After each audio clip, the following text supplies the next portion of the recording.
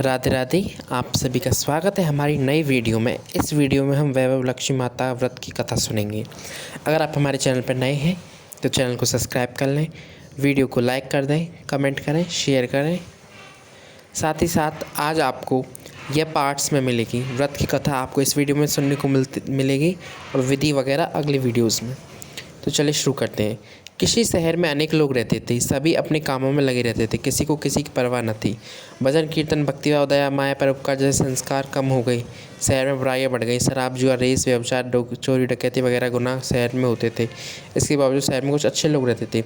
ऐसे ही लोगों में शीला और उनके पति की गृहस्थी मानी जाती है। शीला ब्राह्मण प्रकृति की और संतोषी स्वभाव वाली थी। उनका पति विवेकी और सुशील था। शीला और उसका पति कभी किसी बुराई नहीं करते थे और प्रभु भजन में अच्छी तरह समय व्यतीत कर रहे थे। शहर के लोग उनकी गृहस्थी की सराहना करते थे। देखते ही देखते समय बदल गया। शीला का पति बुरे लोगों के साथ दोस्ती कर बैठा और जल्द से जल्द करोड़पति बनने के ख्वाब देखने लगा। इसलिए वो गलत रास्ते पर चल पड़ा। फलस्वरूप करोड़पति बन गया। यानी रास्ते में भटकते भिखारी जैसी हालत उसकी होगी। शराब जुआ रेस चरस गांजा वगैरह बुरी आदतों में उसने शीलापति फंस गया। दोस्तों के साथ उसे भी शराब की आदत हो गई। इस प्रकार उसने अपना सब कुछ रेस जुए में गंवा दिया। शीला के पति के बर्ताव बहुत दुख हुआ, किंतु भगवान पर भरोसा कर सब कुछ सहने लगी। अब वह अधिकांश समय प्रभु भक्ति में बताने लगी। अचानक एक दिन दोपहर को उनके किसी द्वार पर दस्तक दी। शीला ने द्वार खोला तो देखा कि माँ जी खड़ी है। उनके चेहरे पर अलौकिक तेज निकल रहा था। उनकी आंखों में से मानो अमृत बह रहा था। उनका भव्य चेहरा करुणा और प्यार से झलक रहा था। उसको देखते ही शीला के मन में अपार शांति छा गई। शीला के रोम रोम में आनंद छा गया। शीला उस माँ जी को आदर के साथ घर में लाई। घर में बैठाने के लिए कुछ नहीं था, अतः शीला ने सकुचाकर एक फटी हुई चद्दर पर उसको बैठाया। माँ जी बोली, क्यों शीला, मुझे पहचान नहीं? हर शुक्रवार को लक्ष्मी जी के मंदिर में भजन कीर्तन के समय में आती थी। इसके बावजूद शीला कुछ नहीं समझ पा रही थी। फिर माँ जी बोली, तुम बहुत दिनों से मंदिर नहीं आई आता, मैं तुम्हें देखने चली आई। माँ जी के अति प्रेम भरे शब्दों से शीला का हृदय पिघल गया। उसकी आंखों में आंसू आ गए और वह बिलक बिलक कर रोने लगी। माँ जी ने कहा, बेटी, सुख दुख तो धूप छाँव जैसे होते हैं, धैर्य रखो बेटी, मुझे तेरी सारी बातें पता है।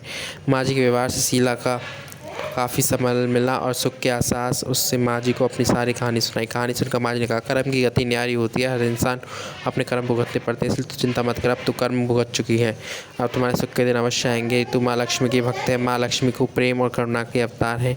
वे अपने भक्तों पर हमेशा ममता रखते हैं, इसलिए तू धैर्य रखकर माँ लक्ष्मी का व्रत कर, इससे सब कुछ ठीक हो जाएगा। शीला के पूछने में माँ जी ने उसे व्रत की सारी विधि बताई। माँ जी ने कहा, बेटी, माँ लक्ष्मी का व्रत बहुत सरल है। उसे वैभव लक्ष्मी कहा जाता है। यह व्रत करने वाले सब मनोकामना पूर्ण होती है, सुख संपत्ति और यश प्राप्त होती है। शीला यह सुनकर आनंदित हो गई।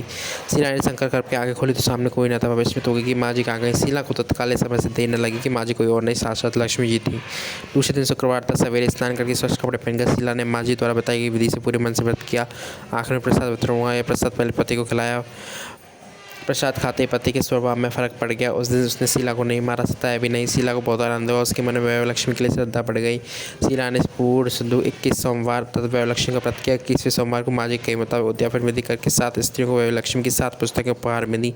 फिर माता जी के धन लक्ष्मी स्वरूप की छवि को वंदन करते हुए मन की भावनी मन प्रार्थना करने लगी, हे माँ लक्ष्मी।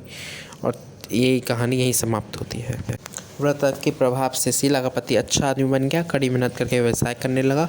उसने तुरंत शीला के गिरवी रखे गहने छुड़ा दिए। घर में धन की बाढ़ आ गई। घर से पहले सुख शांति छा गई। वैभव लक्ष्मी व्रत का प्रभाव देखकर मोहल्ले की दूसरी स्त्रियाँ विधिपूर्वक वैभव लक्ष्मी व्रत करने लगी।